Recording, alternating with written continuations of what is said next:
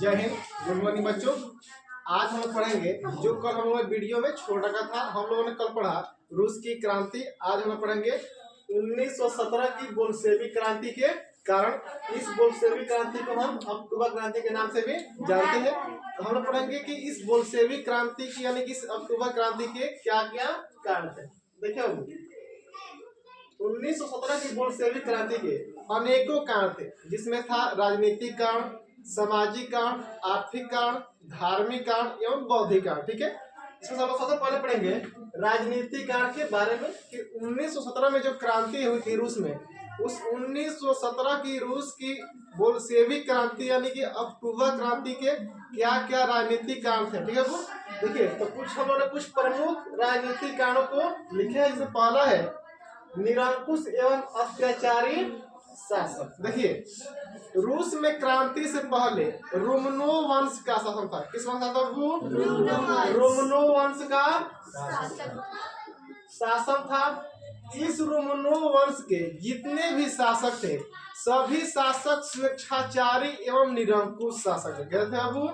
स्वेच्छाचारी एवं निरंकुश शासक थे। स्वेच्छाचारी का मतलब होता है वैसा राजा जो अपनी इच्छा से शासन को चलाता हो, उसे स्वेच्छाचारी राजा कहते हैं। तथा वैसा राजा जो जनता पर काफी अत्याचार करता हो, उस राजा कहते हैं निरंकुश एवं जारशाही कहते हैं। ठीक है, तो रूस की क्रांति से पहले जितने भी रोमनो वंश के शासन थे, सब कहते हैं वो सभी स्वेच्छाचारी एवं कहते निरंकुश शासक थे।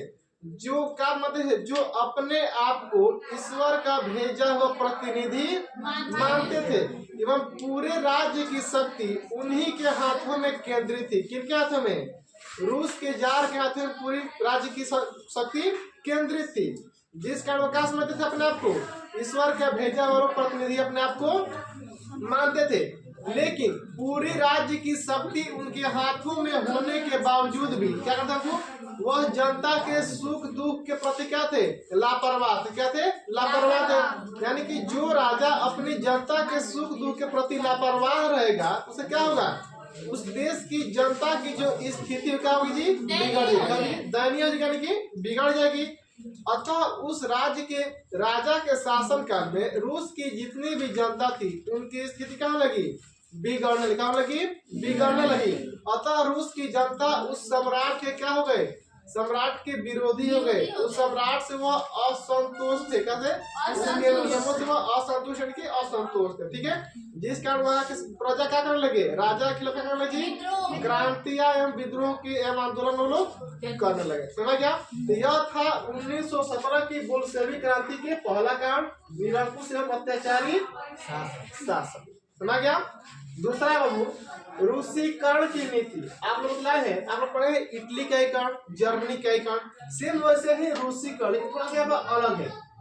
इसमें लास्ट में कौन सा है ना, एक ही कौन सा है ना, यानी कि रूसीकरण कि रूस के सभी जनता को वहां का राजा एक करना चाहता है। यानी कि रूस में अलग अलग प्रजातियों के मतलब बहुत सारे अधिक लोग रहते थे। कोई प्रजातियां रूस में रहती थी, उन सभी प्रजातियों की भाषा अलग थी, वेशभूषा अलग थे, खान पान अलग थे, यानी कि सब कुछ अलग था। ठीक है, अतः वहां के राजा ने सोचा कि हम अपने देश की जितनी भी मतलब हमारे देश में जितनी प्रजातियां रह रही है, उन सबको क्या करें? उन सबको मिलाकर हम एक मतलब एक क्या करें? एकजुट कर दे, यानी कि अपने देश में कर दे, एकता सब में ला दे। और इसके लिए रूस के जार ने क्या किया कि पूरे रूस में एक ही भाषा एवं एक ही प्रकार के शिक्षा लागू करने का आदेश दे दिया। यानी कि रूस में एक ही प्रकार का भाषा रहेगा और एक ही प्रकार की शिक्षा रहेगी। यह किसने बोल दिया? रूस की राजा ने बोल दिया। जिसका हाँ पहले अलग अलग थे, मतलब अलग अलग प्रजाति के लोग थे। तो पहले अलग अलग भाषा भी थे, अलग अलग प्रकार की शिक्षा भी थी, अलग अलग की मतलब वेशभूषा भी, सब कुछ अलग अलग था। लेकिन राजा ने पूरे देश की जनता में एकता लाने के लिए क्या किया कि रूसीकरण की नीति अपनाई और उसके अंतर्गत पूरे रूस में एक ही प्रकार की भाषा एवं एक ही प्रकार की शिक्षा लागू करने का आदेश दे दिया। जिससे कि वहाँ की पोलो जनजाति थी वह उसका विद्रोह करने लगी। उसके बाद विद्रोह करें, जाहिर सी बात है विद्रोह करेंगे। मान लीजिए कि हम पूरे हमारे भारत में अलग अलग राज्य में अलग अलग भाषा बोली थे ना, वहीं पर केवल 2-4 राज्य है जिसमें कुछ कॉमन भाषा, जैसे हमारा उत्तर प्रदेश हो गया, बिहार हो गया, इसमें थोड़ा कॉमन भाषा है भोजपुरी, है ना। लेकिन मतलब महाराष्ट्र में चलिए, तेलंगाना चल जाइए, केरला चल जाइए, वहाँ की भाषा क्या है, सब अलग अलग है ना। मान लीजिए कि हमारे देश के जो प्रधानमंत्री है वो सोचे कि पूरे भारत में एक ही प्रकार की भाषा लागू की जाए, तो क्या उचित है? उचित नहीं है। सबको परेशानी होगी, सब आपको भी पढ़ने परेशानी होगी, उन लोगों को पढ़ने में परेशानी होगी, कि सबको बोलने में परेशानी होगी नहीं होगी, होगी ना। इसलिए मतलब वहाँ की जब राजा ने सोचा कि पूरी देश में एक ही प्रकार की भाषा में शिक्षा लागू की जाए, इससे वहाँ के लोगों ने क्या करना शुरू कर दिया, विद्रोह करना शुरू कर दिया। और वहाँ के राजा का एक नीति था, एक नियम था, उसका एक नारा था कि एक जार, एक चर्च और एक रूस। उसका कहना था कि पूरे रूस में मात्र एक ही जार यानी कि एक ही राजा रहना चाहिए, पूरे रूस में मात्र एक ही चर्च रहेगा जिस पर रूस के सम्राट का शासन होगा, उस पर उसका अधिकार होगा। अब पूरे रूस में मतलब मात्र एक ही रूस होगा, एक ही रूस, यानी कि उत्तरी रूस अलग हो गया, दक्षिण रूस अलग नहीं, पूरा एक ही रूस होगा, एक ही पूरे रूस में चर्च होगा, इस पर राजा का सम्राट का शासन होगा, और एक ही क्या होगा, पूरे रूस का एक ही राजा होगा। किसका कहना था? ये रूस के जार यानी कि रूस के सम्राट का कहना था। ठीक है, रूस के जार के इस नियम से, इस नीति से रूस की जनता क्या हो गई, असंतुष्ट थी, और राजा के खिलाफ वो लोग आंदोलन करने लगे और विद्रोह करने लगे।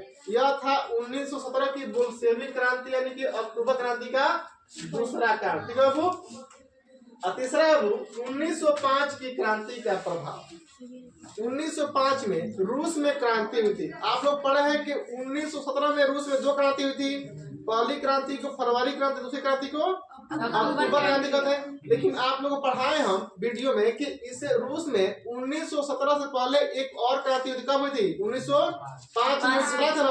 और उस 1905 की क्रांति को राजा ने क्या किया, वहां के जार ने दबा दिया। क्या जार ने दबा दिया? उस जनता ने क्या सोचा था कि विद्रोह करके, आंदोलन करके वहां के जो राजा है उस राजतंत्र को, उस निरंकुश राजतंत्र को हम समाप्त कर दे। लेकिन राजा ने किया, उसको दबा दिया। अब लोग बतलाए थे कि हम उसको अगले वीडियो में यानी कि बाद में क्या बताएंगे, विस्तार से बतलाएंगे। देखिए ये समझिए, ठीक है। 1905 में हुआ था कि 1904 में 1904 तक रूस में काफी महंगाई बढ़ गई थी। क्या हुई थी? रूस में काफी महंगाई बढ़ गई। इस रूस में काफी महंगाई इसलिए बढ़ गई थी कि उससे पहले रूस में और जापान में एक युद्ध हुआ था। ठीक है, उस युद्ध में रूस बुरी तरह से हार गया था, जिस कारण से हुआ था कि रूस में 1904 तक बुरी तरह से मतलब पूरा महंगाई फैल गया था। अब पूरी महंगाई होने का वहाँ पे जो बेरोजगार लोग थे, वहाँ के जो गरीब किसान मजदूर थे, उनकी स्थिति का पूरी दयनीय हो गई थी। अतः वहाँ के जितने भी नागरिक थे, जो किसान थे, जो मजदूर थे, उन लोगों ने रोटी दो के नारा लगाते हुए जुलूस निकाले। और उस जुलूस के साथ साथ वो कहाँ चले गए? वो सेंट पीटर्सबर्ग स्थित राजमहल की ओर वो लोग जा रहे थे। किस मांग को लेकर? रोटी दो को नारा लगाते हुए इस मांग को लेकर वो लोग सेंट पीटर्सबर्ग स्थित राजमहल की ओर वो लोग जा रहे थे। अब वो लोग जा रहे थे, राजा को लगा कि ये लोग मतलब हमारे महल पर कि हम पे आक्रमण करने के लिए आ रहे हैं। अतः जार ने आदेश दे दिया अपने सैनिक को कि गोली चलवा दो। चला दो, गोली चलवा दो।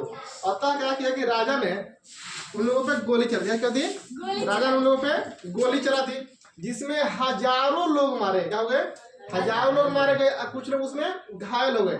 और यह घटना जिस दिन हुई थी उस दिन क्या था? वो दिन था 9 जनवरी 1905। दिन था रविवार। दिन था रविवार। इसलिए 1905 की जो घटना थी उसे हम खूनी रविवार अथवा लाल रविवार के नाम से जानते हैं। देखिए यह जो घटना हुई थी यह ग्रेगोरियन कैलेंडर अनुसार हुई थी। कब? 9 जनवरी 1905। लेकिन वहाँ पे जो पुरानी कैलेंडर थी नहीं, वहाँ पे जो नई कैलेंडर थी उस नई कैलेंडर के अनुसार यह घटना हुई थी 22 जनवरी। कब हुई थी? 22 जनवरी की। देखिए कहीं कहीं देता है कि रूस की खूनी रविवार घटना कब हुई थी, कहीं कहीं पे 9 जनवरी नहीं था, कहीं कहीं देता है 22 जनवरी। अगर वहां पर 9 जनवरी नहीं दिया होगा, 22 जनवरी दिया होगा, आप लोग उसको सही कर दिया। ठीक है, क्योंकि वह नई कैलेंडर के अनुसार कब हुआ था? वो 22 जनवरी में दिन हुआ था। लेकिन पुरानी कैलेंडर के अनुसार कब हुआ था? वो 9 जनवरी 1905 को हुआ था। उस दिन क्या था? रविवार था। ठीक है, उसलिए उस घटना को खूनी रविवार अथवा लाल रविवार के नाम से जाना जाता है। देखिए उसे लाल रविवार के नाम से इसलिए कहते हैं क्योंकि जब राजा ने गोली चलवाया ना तो वहां पर इतना खून बहा कि पूरी भूमि वहां के लाल हो गई थी। जिस तरह से हमारे भारत में जालियांवाला बाग हत्याकांड हुआ था ना, तो वहाँ की भूमि आज भी लाल है, वहाँ की मिट्टी आज भी लाल है।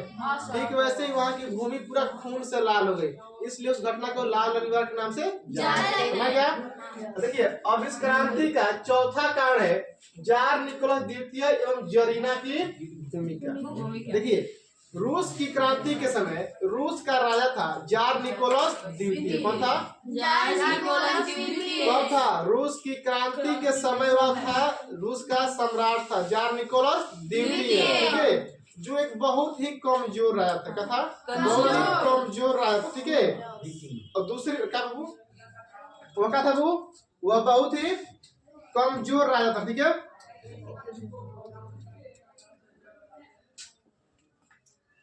वह बहुत ही कमजोर रहा था तथा कोई भी निर्णय वह अपने मन से स्वतंत्र रूप से नहीं ले सकता था। यानी कि वह स्वतंत्र रूप से निर्णय लेने में सक्षम था ही नहीं।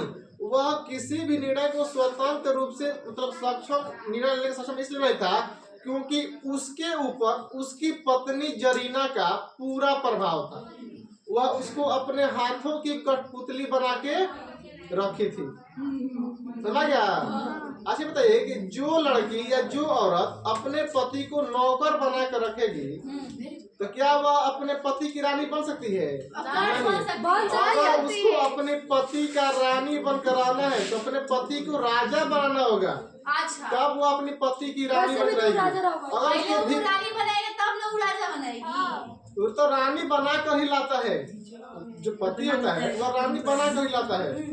अब आपके ऊपर डिपेंड करता है कि आप उसको क्या बना रहेगा। समझ गया? तो वह क्या था? जार निकोलस द्वितीय पूरी तरह से क्या था? वह अपनी पत्नी के हाथों का कठपुतली था, इसलिए कोई भी फैसला वह अपने से नहीं ले पाता था। इसलिए क्या था? इसलिए वह क्या था? बहुत ही कमजोर रहा था। और दूसरी बात, उसकी जो पत्नी थी वहां पर एक बहुत ही बदनाम एवं एक बहुत ही रहस्यमयी एक पादरी था, जिसका नाम क्या था? रासपुटिन। क्या था? रासपुटिन। यह एक बदनाम था। क्या वो? यह एक बदनाम एवं रहस्यमयी पादरी था। ठीक है, और उसकी जो पत्नी थी अब वह इस पादरी के प्रभाव में थी। क्या थी? इस पादरी के प्रभाव में थी। ठीक है, और जो इसे उसकी पत्नी जरीना पर इस पादरी का इतना प्रभाव था तो वह पादरी जो बोलता था वही वह करती थी। और जो पादरी था रासपुटिन, वह जरीना के माध्यम से ही वह राजा पर शासन करता था। यानी कि वो बोलता था जरीना को, जरीना बोलती थी राजा को, वैसा ही वह राजा जार निकोलस द्वितीय करता था।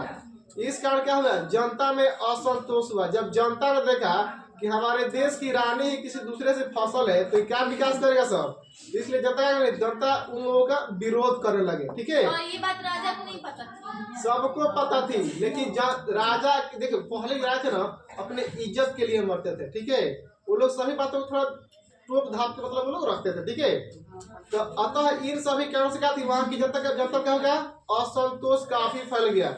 उनके प्रति क्या हो गया? उनके प्रति जनता में क्या हो गई? काफी घृणा पैदा हो गई। ठीक है, जो रूस की क्रांति की यानी कि बोल्शेविक क्रांति की जो चौथा कारण बना। समझ गया? आज के लिए सिर्फ इतना ही। हम लोग नेक्स्ट क्लास में पढ़ेंगे इसके सामाजिक कारण का, धार्मिक कारण और बौद्धिक कारण के बारे में हम लोग पढ़ेंगे। ठीक है।